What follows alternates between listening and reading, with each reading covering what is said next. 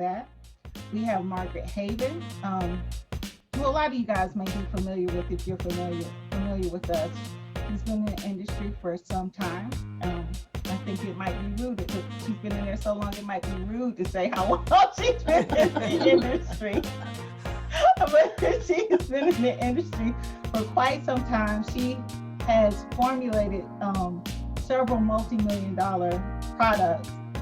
She also has worked with, let's see, she's on the team Sofn'Free Curl, M&M Products.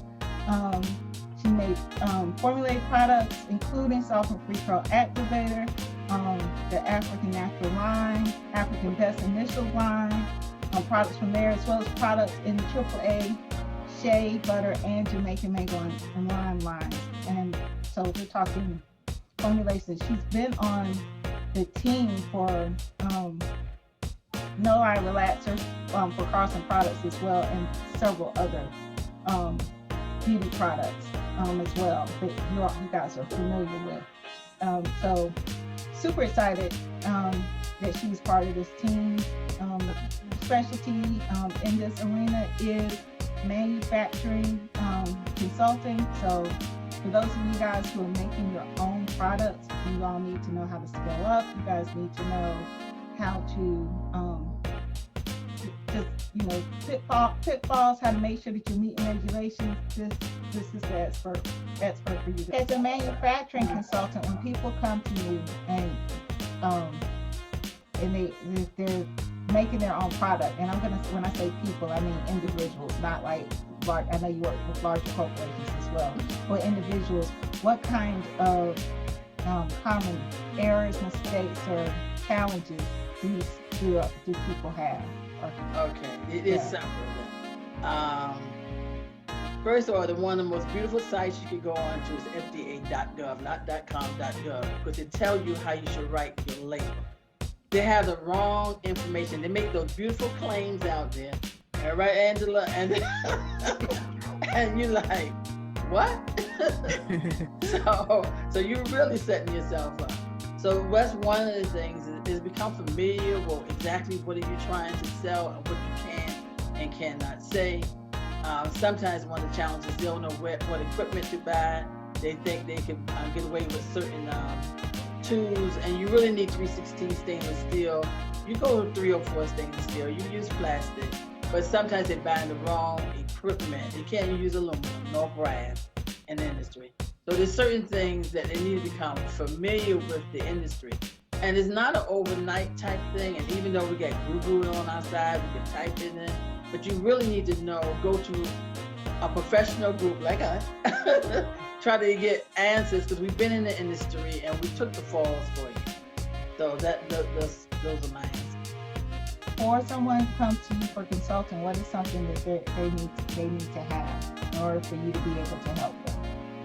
Oh, okay, because at this point, they already know what they want, and they already have it. So my thing is the numbers. Let's give me some strategy. That's going to tell me what type of a container you could utilize, you need to buy. Some people think they have to buy a 2,000 gallon. And so no, that was L'Oreal, that was Carson Products. No, you're not there. So, and then the filling machine, some filling machines, believe it or not, reasonably priced, run 10 to 20 bottles a minute. So if you do the math, so you got it. And I found some pieces of equipment for less than, they're probably going up some now, but that first one came out of the market for less than $200. So I could get you going from that standpoint. So have some form of realistic marketing strategy of how many pieces you would want. Yeah. So when you say how many, go ahead.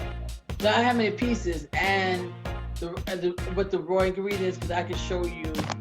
Many times I show the way they can buy a reliable supplier. All the suppliers are not reliable for raw material. I can save you money there too. Okay. So when you say your quantities and your numbers, because I've heard you ask this of other clients before, knowing how many units you're selling and what's a reasonable projection of what you're going to be selling. Is that what you mean by your units, your quantities? Okay. Yeah, because then I can show them, like I can break out the bill of material which they call the BOM, BOM.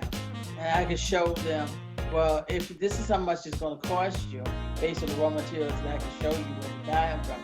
Then if you sell 1 unit, I have a calculation spreadsheet that is a this is how much profit you make, 2 units, all the way down to 1,000 pieces. So now it gives them a plan.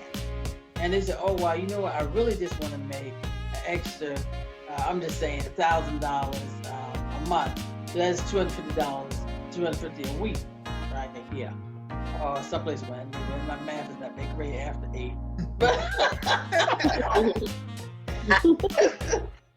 But then again, then they break down and tell you how many units you have to sell. So I'm giving them something they feel like, okay, hopefully I'm giving them something like, oh, this sounds real, this sounds realistic. Because there's still money in the business now. There's still money in the business. It's just that you need some type of strategy to how you're going to get it.